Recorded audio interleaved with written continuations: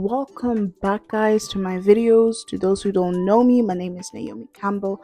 I am the founder of Studio Fam. Studio Fam is basically a platform where we talk about emotional healing, not in the traditional sense of you 10 ways to advance and fulfill yourself and yada yada yada and waking up at 5 a.m. Okay, we don't do that stuff here, okay? We talk about the most uncomfortable parts of ourselves we don't want to face, but we do it in a very aesthetic form, a very cutesy aesthetic form. So if you're new here, I am so happy that you found my video. Please don't forget to like and subscribe and stay tuned for all the things that I talked about that are yet to come. So without further ado, please enjoy my video and let me know what you think in the comments down below.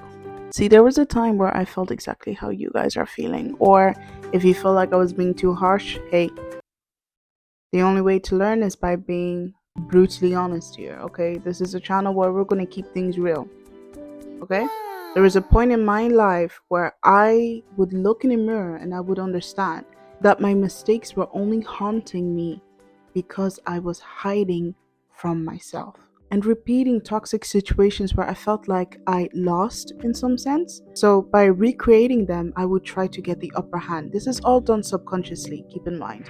And I feel like that is a very big reason why we end up being in the same toxic pattern over and over again. We're trying to recreate what happened to us so that we can try and outsmart whoever hurt us. Identify other people who have the same character traits as whoever hurt us or whatever situation that we were in, to see if we can outsmart the situation or outsmart the person. But that's not how anything is gonna work. That is not how any healing can be done. Okay, you're gonna be stuck in this loop for years and years and years and years, and before you know it, you'll lose the plot.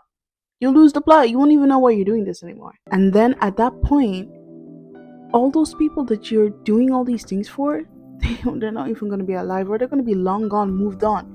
You will be performing for ghosts, okay? Ghosts of the past, still chasing old love that almost killed you. So if you're kind of stuck on a situationship or a toxic relationship, whatever title that we're gonna go for, that you think is your fourth, fifth, sixth, 100th time of being stuck in the same pattern with the same person, just in a different body, I want you to understand that you were never really dating them. You were interviewing your own shadow, testing yourself again and again and again. How can I outsmart them? How can I do this again?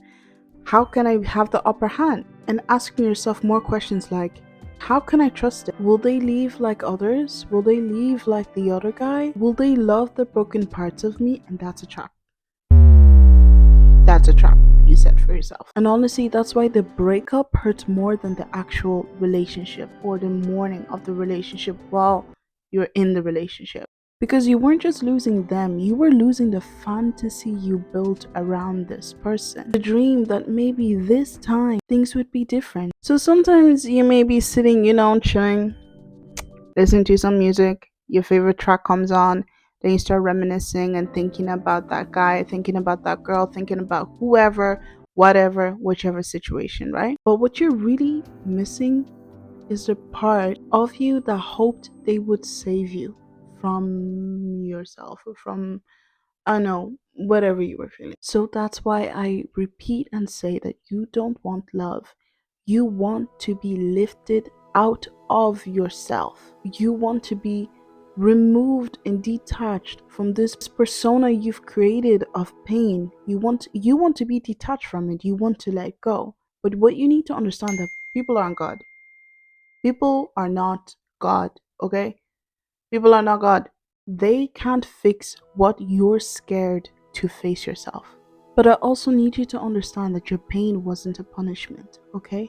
It was actually a map to all the places you still need to heal within yourself. It's right there. You're not broken, you're building. Let's be real. You're not looking for love. You're looking for someone who makes you feel like your pain wasn't for nothing. You don't want healing, you want proof. Proof that every single night that you cried yourself to sleep mattered, that it had a point. Proof that everything you lost had a point, that you became unforgettable in the eyes of people, because being unforgettable is the closest thing you've ever felt to being safe. Ladies and gentlemen, that is actually something called trauma informed self worship, which is where you end up idolizing your own pain. Your pain becomes a god in your world of trauma, in your world of suffering, and you hyper focus on it to the point that you identify with your pain more than anything else. But when it gets to that stage, it's no longer about survival. It's about building altars around your pain, building some sort of